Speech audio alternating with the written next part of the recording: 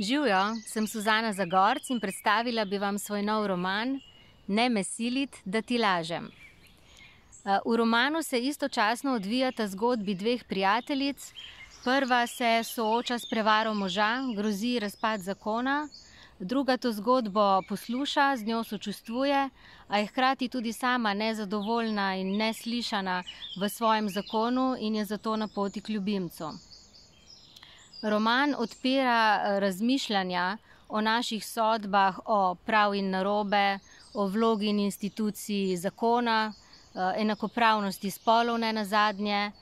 Tisto, kar je pa še pomembnejše, bralcu oziroma bralki odpira vprašanje, na kateri točki zakona oziroma partnerstva ali kakršnihkoli drugih odnosov pa sem sam ali sama, kaj so morda moje neuresničene želje, izgubljene iluzije. Berimo tudi domače avtorje.